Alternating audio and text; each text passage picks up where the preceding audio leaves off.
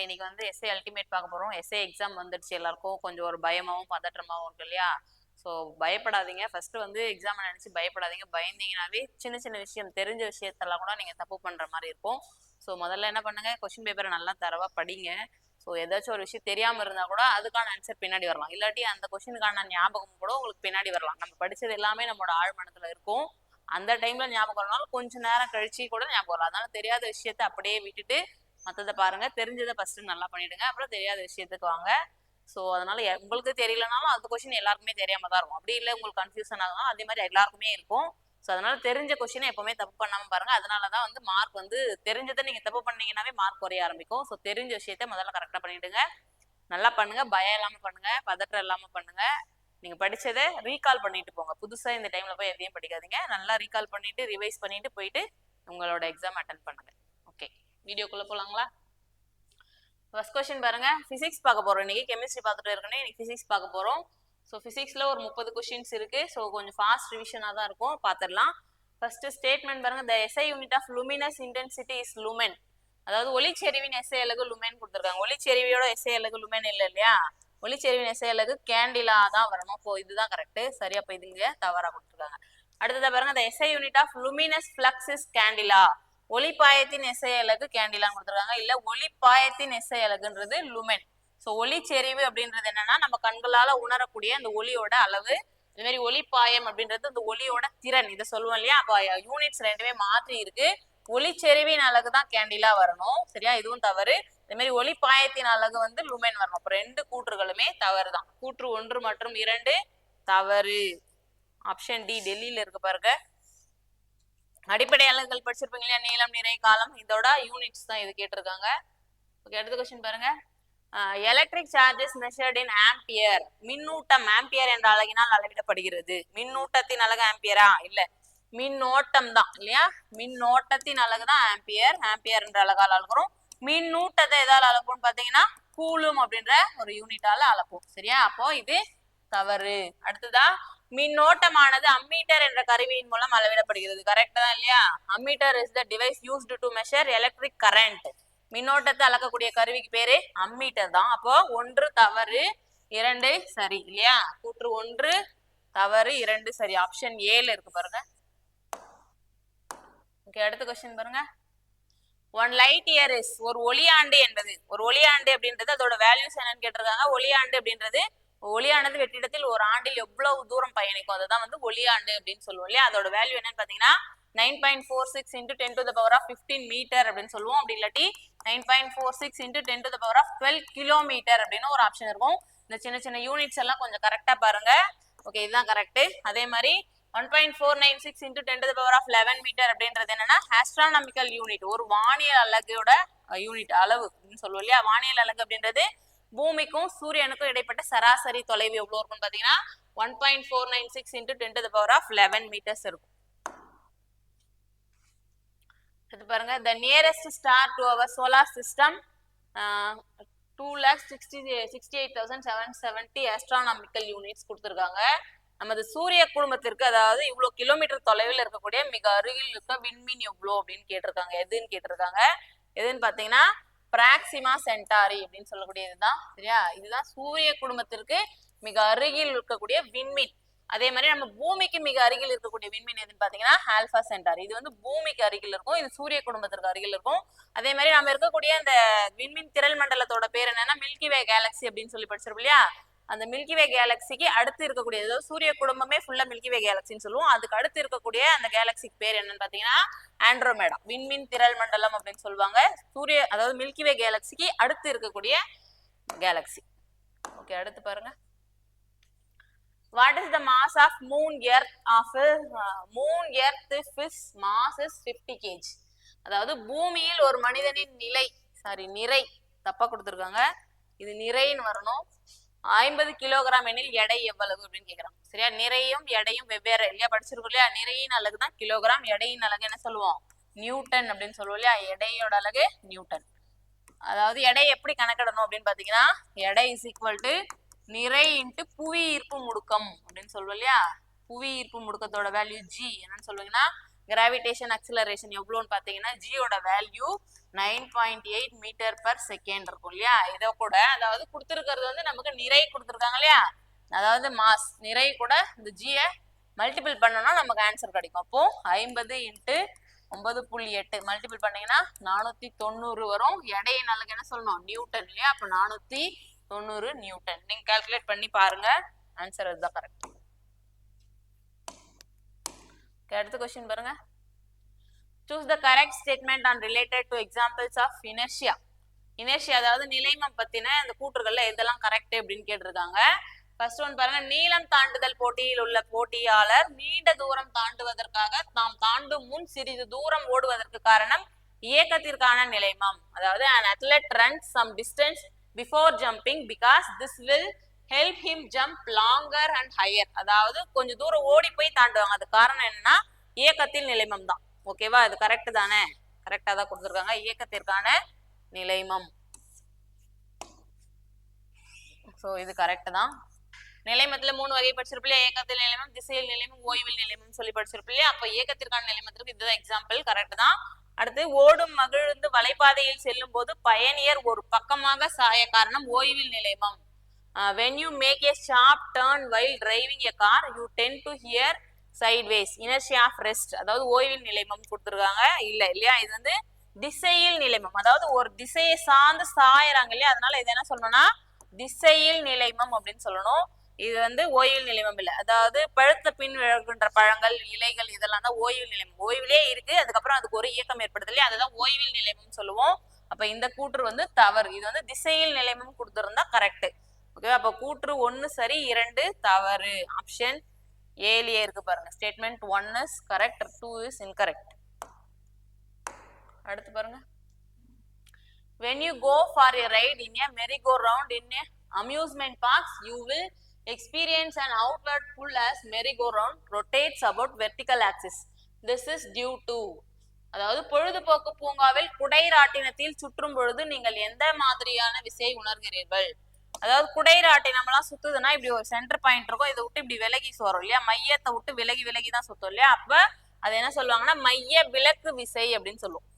அதாவது ராட்டினெல்லாம் எப்படி சுத்தம்னா ரவுண்ட் ஷேப்ல தானே வரும். அதே மாதிரி இந்த வாஷிங் மிஷின் நம்ம துணி துவைக்கிறோம் இல்லையா, அதுல செயல்படக்கூடிய விசை கூட என்னன்னு பாத்தீங்கன்னா மைய விலக்கு விசை, சென்ட்ரிஃபியூகல் ஃபோர்ஸ் அப்படின்னு சொல்லுவோம். மையத்தை விட்டு விலகி வரும் இல்லையா, அது மைய விலக்கு விசைன்னு சொல்லுவோம். அதே மாதிரி மைய நோக்கு விசைக்கு சென்ட்ரிபெட்டல் ஃபோர்ஸ்க்கு எக்ஸாம்பிள் என்ன சொல்லலாம்னா புவியீர்ப்பு விசை, காந்த விசை, உராய்வு விசை, இதெல்லாம் வந்து மையத்தை நோக்கி இழுக்கக்கூடிய விசைகள், அதான் மைய நோக்கு விசைக்கு எக்ஸாம்பிளா சொல்லலாம்.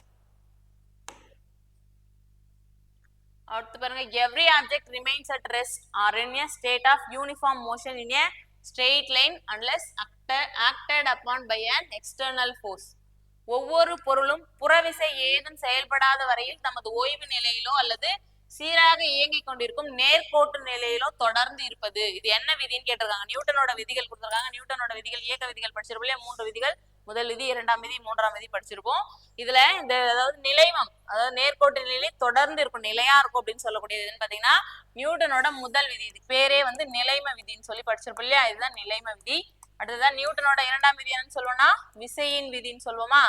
அதே மாதிரி நியூட்டனோட 3ஆம் விதி என்ன சொல்லுவோம், ஒவ்வொரு பொருளுக்கும் சமமான ஒரு எதிர்விசை உண்டு அப்படின்னு சொல்லுவோம். அது மாதிரி ராக்கெட் இயங்குறது, பறவைகள் பறக்கிறது, இதெல்லாம் வந்து நியூட்டனோட 3ஆம் விதிக்கு எக்ஸாம்பிளா படிச்சிருப்போம்.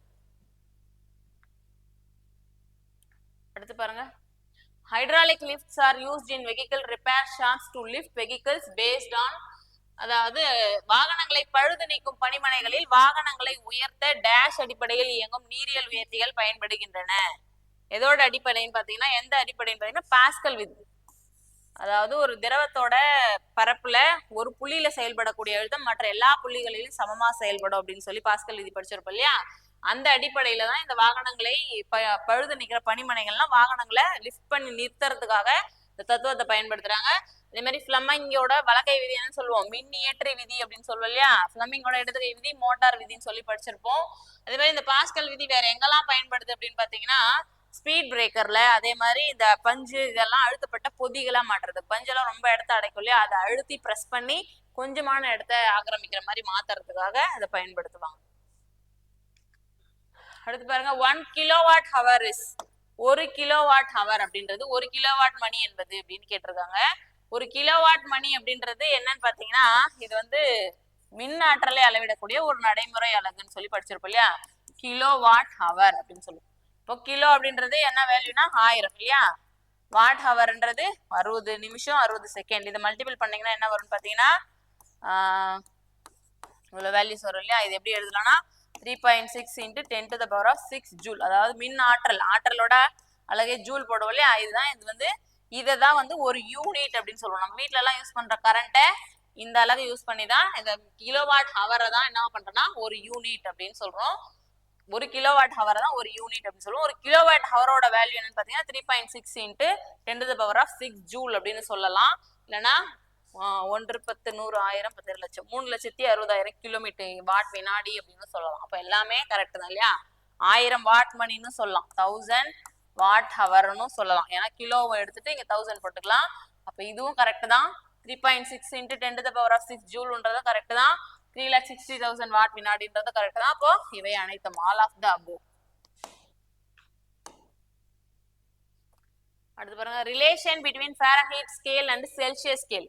ஃபாரன்ஹீட் அளவீட்டிற்கும் செல்சியஸ் அளவீட்டிற்கும் உள்ள தொடர்பு என்ன, எப்படி கணக்கிடணும், ஃபாரன்ஹீட் செல்சியஸ் எப்படி கால்குலேட் பண்ணணும் அப்படின்னு கேட்டிருக்காங்க. இதுக்கு என்ன பண்ணணும்னா நீரோட உறைநிலை கொதிநிலை தெரிஞ்சுக்கணும். நீரோட உறைநிலை செல்சியஸ்ல எவ்வளோன்னு பாத்தீங்கன்னா 0 டிகிரி செல்சியஸ் இல்லையா. அதே மாதிரி கொதிநிலை வந்து 100 டிகிரி செல்சியஸ். அதே மாதிரி ஃபாரன்ஹீட்ல 32 டிகிரி ஃபாரன்ஹீட், செல்சியஸ்ல 212 டிகிரி ஃபாரன்ஹீட் வரும் இல்லையா. இந்த உறைநிலை கொதிநிலையை வச்சு போட்டு நம்ம கால்குலேட் பண்ணோம்னா வந்துடும் சரியா. அப்போ என்ன பண்ணணும்னா first Celsius minus freezing point கண்டுபிடிக்கணும், divided by boiling point minus freezing point கண்டுபிடிச்சிட்டு ஈக்குவல் டு அதுக்கு எதுக்கு ஈக்குவலா இருக்கும்னு பாத்தீங்கன்னா ஃபாரன்ஹீட்டோட freezing point minus boiling point minus freezing point. அதாவது ஃபாரன்ஹீட் வெப்பநிலையில இது எடுத்துக்கணும், இது செல்சியஸ் வெப்பநிலையில எடுத்துக்கலாங்களா. C minus 0 freezing point Celsius அளவுல எடுத்துக்க போறோம். அப்ப 0 இல்லையா உறைநிலை.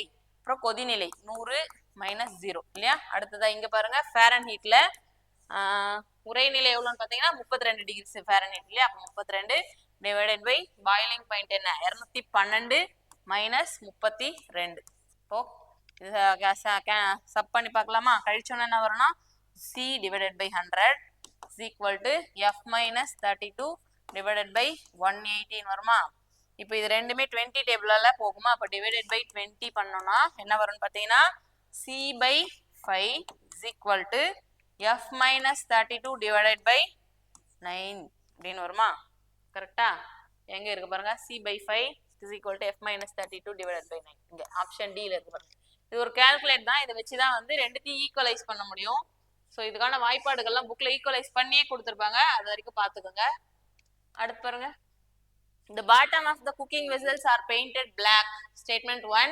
Statement 2. Black surface reflects heat radiation. அதாவது சமையல் பாத்திரத்தின் அடிப்பகுதி கருப்பு நிற வண்ணம் பூசப்பட்டிருக்கும். ஆமாந்தா இல்லையா, பிளாக் கலர் தான் இருக்கும். கருப்பு மேற்பரப்புடைய பொருட்கள் வெப்ப கதிர்வீச்சுக்களை எதிரொலிக்கும். ஏன் கருப்பு கலர் பூசுறாங்க அப்படின்னா அந்த கருப்பு என்ன பண்ணும்னா அந்த வெப்பத்தை வந்து உட்கிரகிக்கும், உறிஞ்சும். அந்த மாதிரி கருப்பு வந்து வெப்பத்தை உரியும் போது என்ன பண்ணும்னா சமைக்கிறது வந்து வேகமா நடைபெறும். அதனாலதான் கருப்பு வண்ணமே பூசுறாங்க. ஆனா இந்த கூற்றுல என்ன கொடுத்துருக்காங்கன்னா எதிரொலிக்கும் கொடுத்துருக்காங்க. வெள்ளை நிறம் தான் வந்து வெப்பத்தை எதிரொலிக்கும் சரியா. ஒளியா வெப்பமான ஆமா வெப்பத்தை வந்து எதிரொலிக்கிறது வந்து வெள்ளை நிறம், உட்கிரகிக்கிறது வந்து கருப்பு நிறம். அப்போ ஃபர்ஸ்ட் கூற்று சரி, அடிப்பகுதி கருப்பு நிற வண்ணம் பூசப்பட்டிருக்கும் கரெக்ட் தான். கருப்பு மேற்பரப்புடைய பொருட்கள் வந்து வெப்ப கதிர்வீச்சுக்களை எதிரொலிக்காது உட்கிரகிக்கும், அப்சர்வ் பண்ணும் அப்படின்றது தான் கரெக்ட். அப்போ 1 சரி 2 தவறு. ஆப்ஷன் ஏல இருக்கு பாருங்க. பாருங்க, an instrument used to measure the heat gained or lost by an object is called. பொருள் ஒன்றினால் ஏற்கப்பட்ட அல்லது இழக்கப்பட்ட வெப்பத்தினை அளவிட பயன்படுத்தப்படும் உபகரணம். ஒரு பொருள் ஒரு வெப்பத்தை ஏற்குது அல்லது இழக்குது அப்படின்றத கணக்கிடக்கூடிய ஒரு உபகரணத்தோட பேர் என்னன்னு பாத்தீங்கன்னா கலோரிமீட்டர் இல்லையா. அதே மாதிரி வெப்பநிலை மானி தெரியும் இல்லையா, நம்மளோட பாடி டெம்பரேச்சரை அளவிடுறதுக்காக பயன்படுத்துவாங்க. பாதரசமானி அப்படின்றது என்னன்னா அந்த மெஷர்மெண்ட்ல அந்த கருவியில வந்து பாதரசத்தை அடைச்சிருப்பாங்க. அதே மாதிரி வெப்பநிலை மானி அனிமோமீட்டர் இதுல எல்லாமே என்னதான் இருக்கும்னு பாத்தீங்கன்னா பாதரசம், அதாவது காற்றழுத்த மானின்னு சொல்லுவாங்க இல்லையா, பாரோமீட்டர். அதே மாதிரி வெப்பநிலை மானி, இது ரெண்டுத்துலயுமே வந்து பாதரசம் தான் அதுல இருந்து அந்த வெப்பத்தை அளவிடக்கூடிய ஒரு கருவி இதுவா இருக்கும், ஒரு திரவமா இருக்கும். அதனால அது பேர் பாதரசமானி அப்படின்னு சொல்லுவோம். அதே மாதிரி அனிமோமீட்டர் அப்படின்றது காற்றின் வேகத்தை அளவிடக்கூடிய ஒரு கருவியா இருக்கும். இதை வச்சுதான் வானிலை முன்னறிவிப்புகள்லாம் சொல்லுவாங்க. ஓகே, அடுத்த கொஸ்டின் பாருங்க. Statement 1.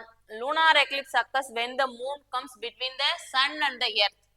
Statement 2 பாருங்க. Solar eclipse occurs when the earth comes between sun and the moon. அதாவது சூரியனுக்கும் பூமிக்கும் இடையே சந்திரன் வரும்போது சந்திர கிரகணமா? இல்ல. சூரியனுக்கும் பூமிக்கும் இடையே சந்திரன் வரும்போது சூரிய கிரகணம் தான் ஏற்படும் இல்லையா? அப்ப இது தவறான கூற்று.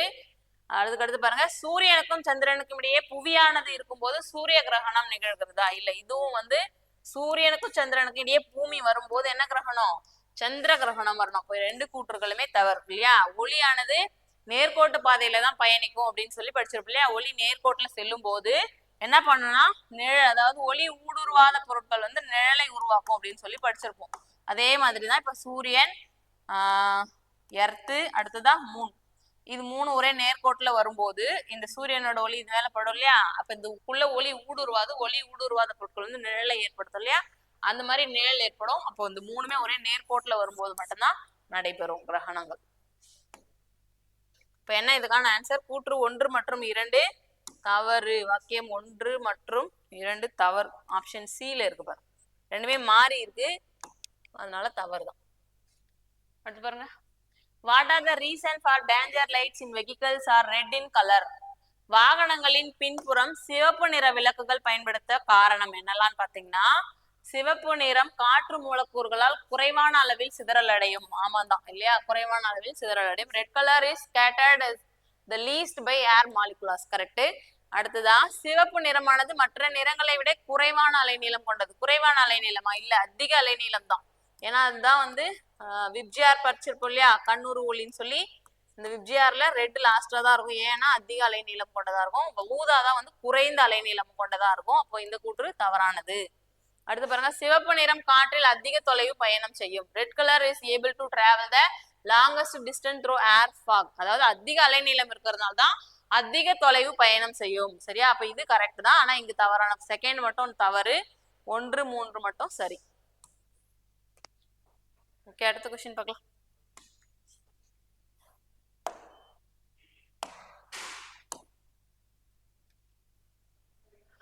Kaleidoscope functions on which principal?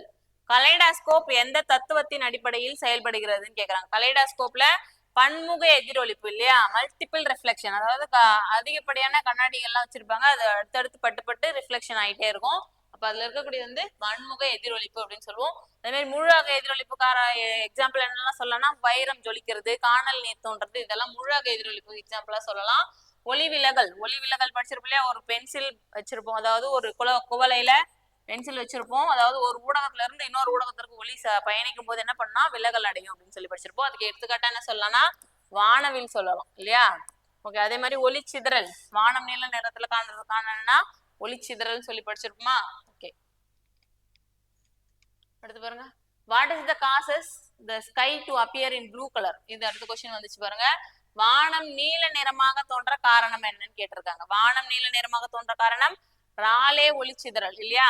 இதுதான், அதாவது குறைந்த அலைநீளம் கொண்ட ஊதா நிறம் வந்து அதிக அளவுல விலகல் அடைஞ்சு வானம் எப்படி தெரியும்? நீல நிறத்துல தெரியும்.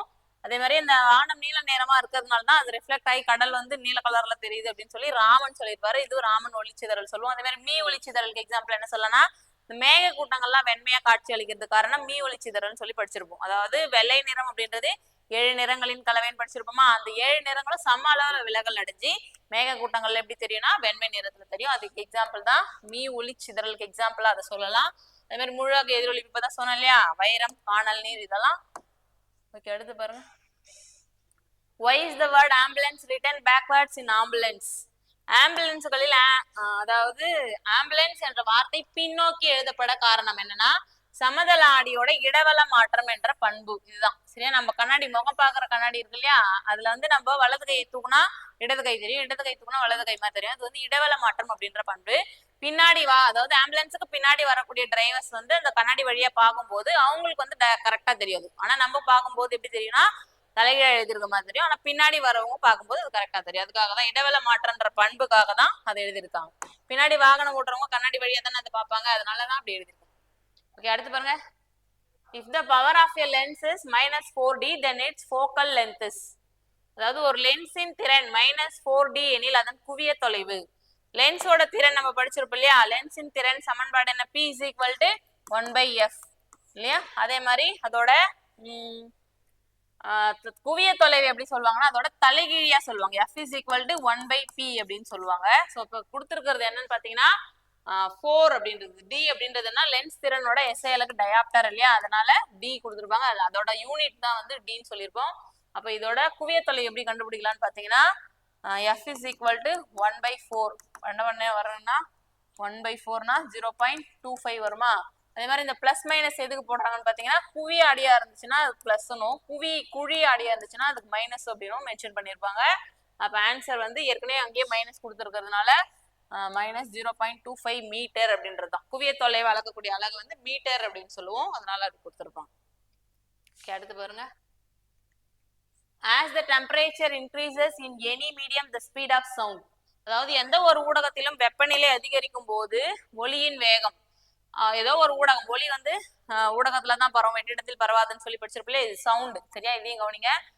அப்போ எந்த ஒரு ஊடகத்துல ஒலியோட வேகம் எப்படி இருக்கும் பார்த்தீங்கன்னா, இப்போ காற்று ஊடகம் சொல்றாங்க, ஓகே எடுத்துக்கிட்டோம்னு வச்சுக்கோங்களேன். இப்போ காற்றுல வெப்பநிலை அதிகரிக்கும் போது அதோட வேகமும் அதிகரிக்கும். எக்ஸாம்பிள் படிச்சிருப்பீங்க இல்லையா, 0 டிகிரி செல்சியஸ்ல ஒலியின் திசை வேகம் எவ்வளவு இருக்குன்னா 330 இல்லைன்னா 31 மீட்டர் பர் செகண்டா இருக்கும்.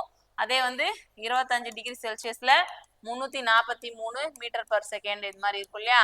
20 டிகிரி செல்சியஸ் இது ஒரு கால்குலேஷனே இருக்கு, இது மாதிரி போட்டீங்கன்னா வரும். அப்போ வெப்பநிலை அதிகரிக்கும் போது ஒலியோட வேகம் எப்படி இருக்கும்னு பாத்தீங்கன்னா அதிகரிக்கும் அப்படின்னு தான் சொல்லணும் சரியா, இன்க்ரீஸ் ஆகும்.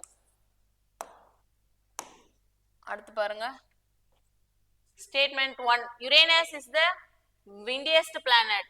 அடுத்ததா Neptune is the cold gas giant.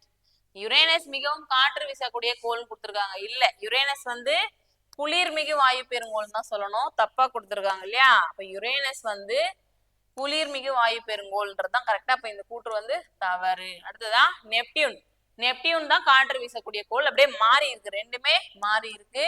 So அப்ப ரெண்டு கூற்றுகளுமே தவறு தான் இல்லையா. யுரேனஸ் பத்தி தெரியும் இல்லையா, மிக சாய்ந்த நிலையில இருக்கும், உருண்டி போற கோள் அப்படின்னு சொல்லுவோம். அதே மாதிரி நெப்டியூன் வந்து பச்சை நிறத்துல இருக்கும், அதுல மீத்தேன் கேஸ் அதிகமா இருக்கும் அப்படின்னு சொல்லி படிச்சிருப்பீங்க.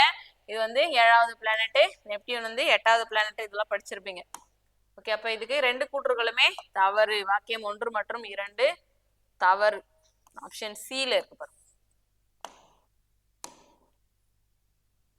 பாருங்க. All the planets in our solar system except dash and dash have moons.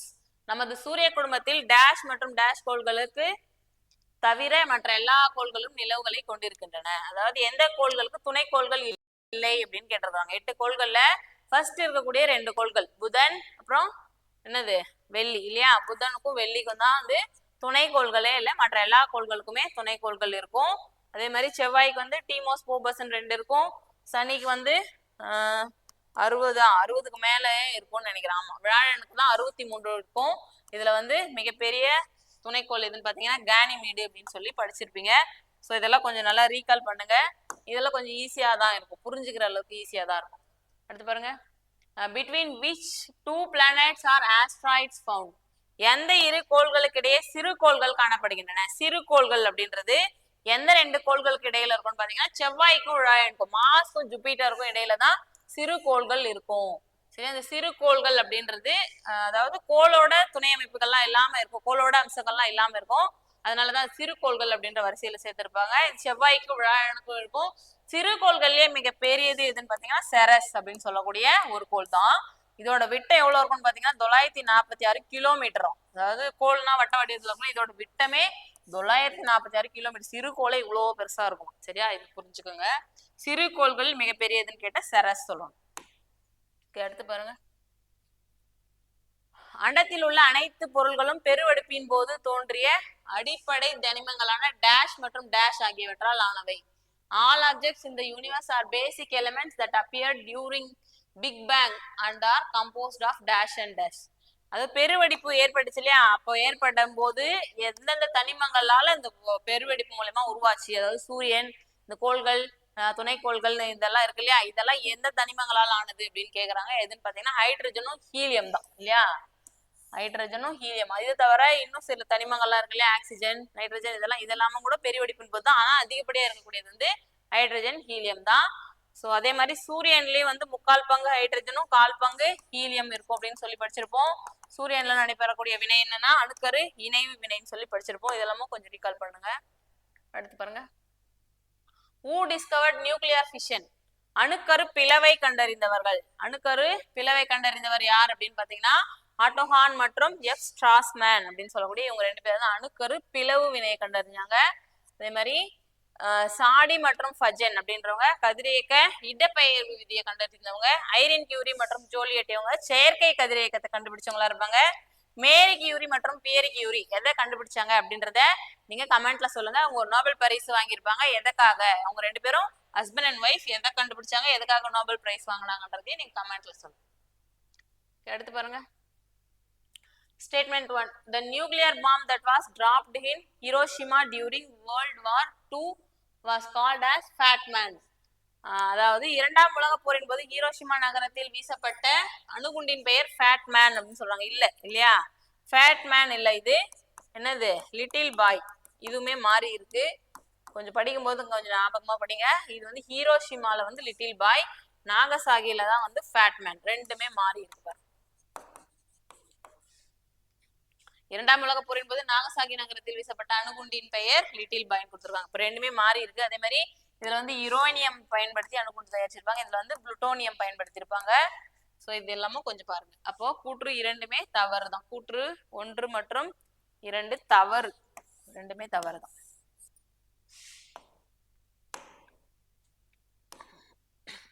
அடுத்து பாருங்க, மேட்ச் த ஃபாலோயிங். ஐசோடோப்புகள் கொடுத்துருக்காங்க. ஐசோடோப்புகளோட பயன்கள்.